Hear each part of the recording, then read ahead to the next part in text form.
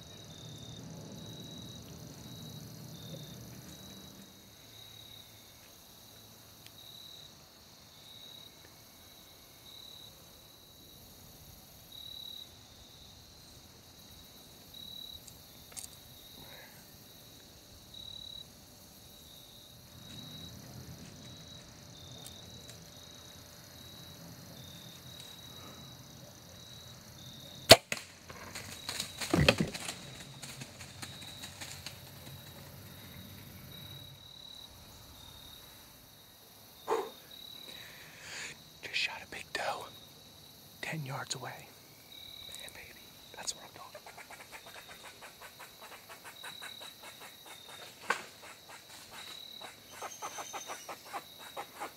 The squirrels are yelling at me right now.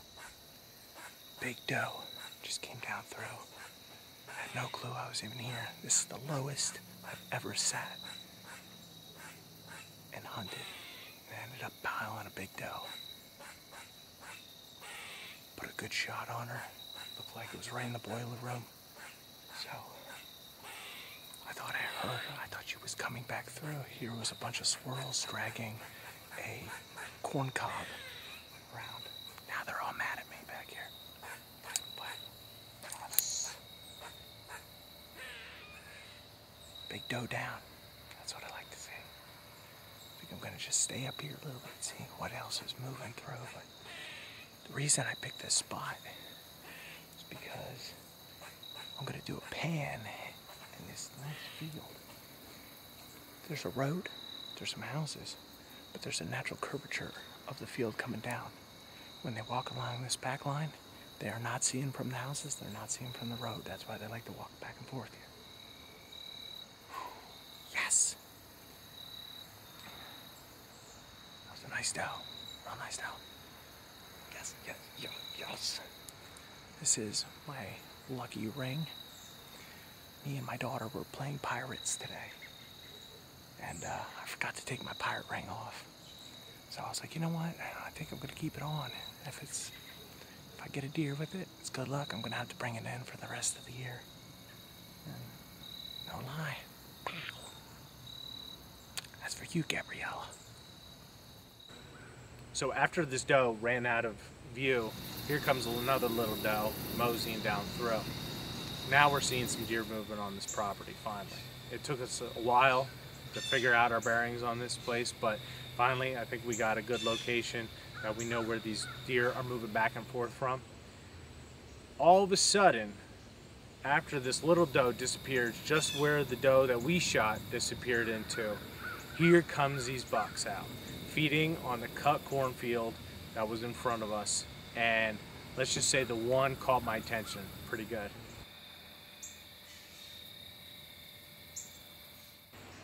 So now getting the monkey off my back, getting a doe on this pretty hard to hunt property, I ended up going up to my friend John Troyer's house, and he had a property up there that had a bunch of does, and every year I applied for a tag up there and never got up there. So A, I'm gonna go up there and hunt. B, I'm gonna go up there, and his wife's an amazing cook. So I'm probably gonna gain about 10 pounds over a weekend. So we're gonna see how this goes.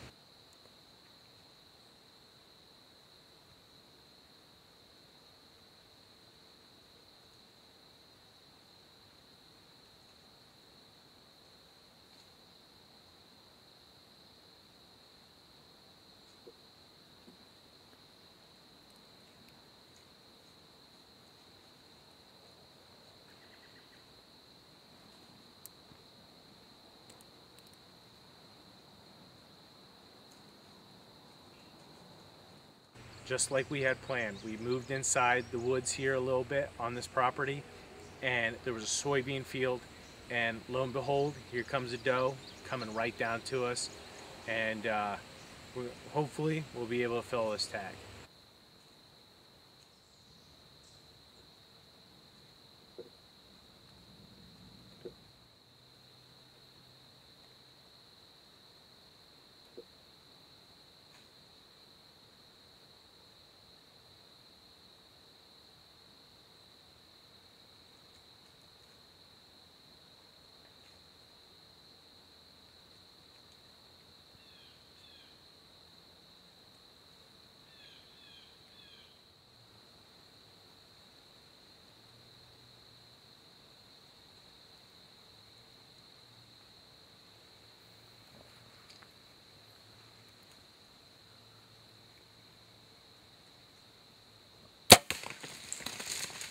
Last night this doe ended up coming out and giving me a 5-yard shot, and this is one of the does that really have me puzzled.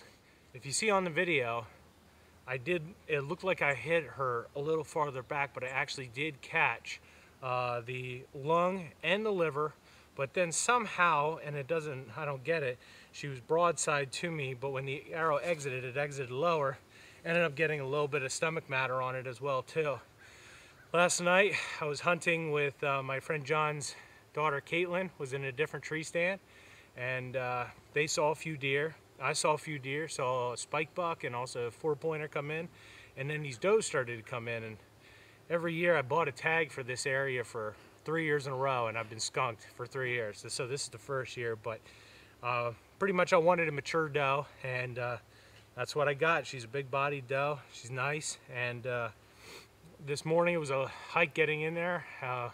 She ended up running down a hill for about 1/8 of a mile, down a steep hill, and I had to drag her all the way back up again. But as I said, it's all worth it, definitely. But this archery hunting thing has me addicted, and shooting these does is almost as much fun as shooting a decent buck too, almost.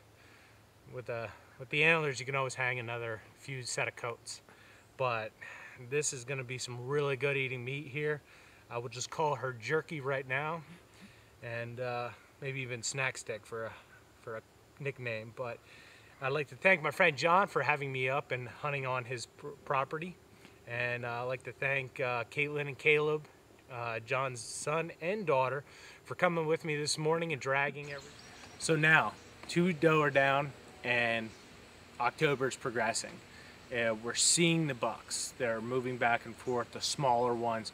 We're just not seeing any shooters. Any of the ones we have on our trail cameras, they're not showing up. You know, we were moving around different stands trying to see. We're seeing if there was a little bit more chase movement. We're trying to find the does, because the 2 properties we designated, the hard to hunt properties, they didn't have a lot of does. And during that end of October, where the pre-rut is starting to roll through, it's really super hard to get in there and to locate decent bucks when you barely have any does to offer that these bucks stay in that area. So it's going to be a hard hunt. Well, Halloween comes around. It's Halloween day. I'm thinking, hey, trick or treat. We're going to go out. We're going to hunt for 2-3 hours to try to pop in, see if we can see anything. And we ended up finally getting up into a stand that I was staying out of the entire year. I wanted to go into a fresh stand for the pre-rut. There's 2 doe in the field right now.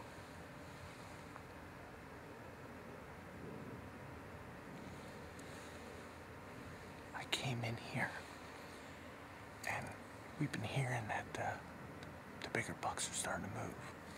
No lie, we just saw one, but he hasn't come out. But then I came in here, there were 3 huge scrapes right below where I walk in. It's a path. The deer come from the field, they cross over here. It's a bedding area in between here, so the bucks meander back and forth, looking for the does that are bedded in here. But so that's the way that it goes.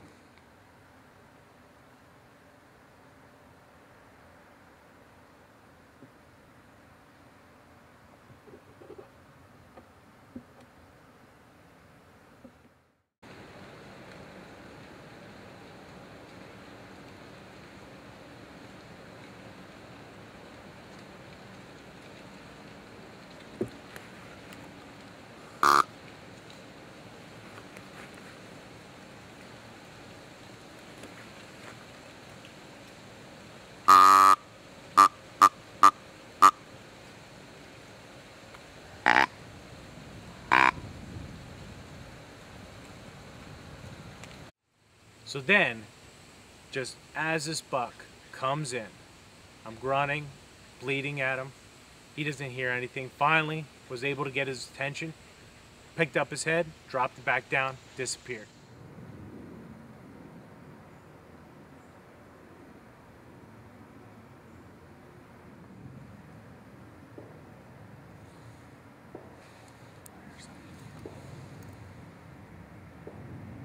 There's a buck right there. There's a buck right there.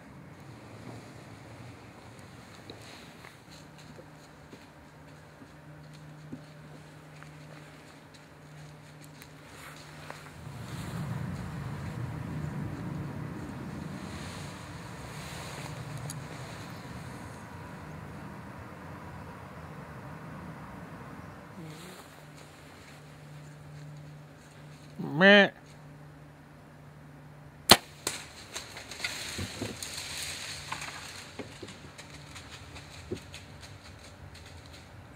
Eek.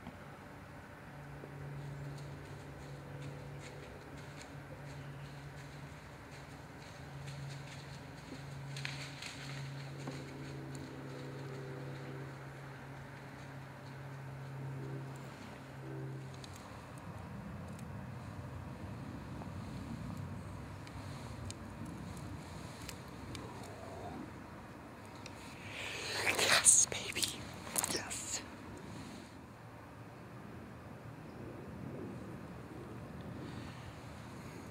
He's down there.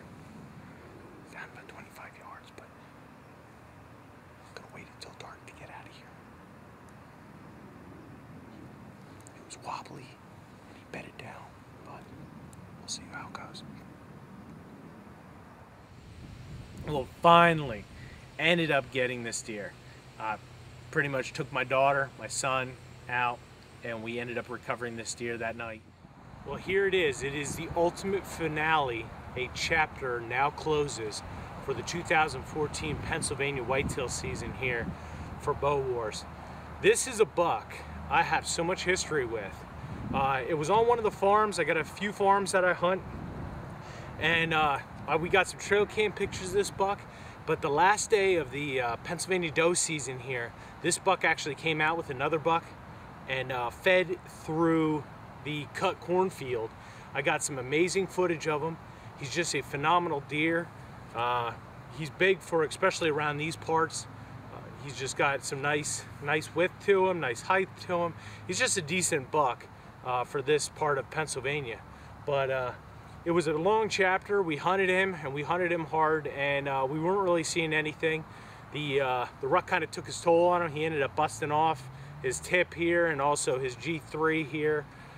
He ended up taking that off too, but he came in just like how you want these nice big bucks to come in. It was actually Halloween night that he came in, and he gave me a shot that I couldn't pass up.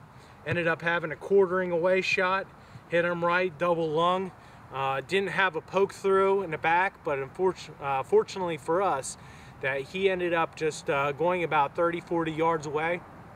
He ended up bedding up, and that's pretty much where he was. He was kind of expired within 30 minutes or so. But just an amazing hunt. So here winds down the 2014 season for Bowwars. We ended up trying our luck on a hard to hunt property. We ended up succeeding. We just put a lot of time in it. Realized that you got to put a lot of time in these properties. It's a lot of scouting, trying to figure out where these deer are. Some of these deer don't run on patterns. They pop out over the left side of the field, the right side of the field, the back side of the field. They'll pop out anywhere. They won't follow popping out of a field with a wind direction. They'll change it no matter what. And so it was really a hard hunt, but this year it was profitable because we ended up shooting a few deer. We got a lot of meat in the freezer. It was great. We ended up harvesting a nice buck, and we can't ask for anything better. So thank you very much for watching. Stay tuned for the next episode of Bowwars.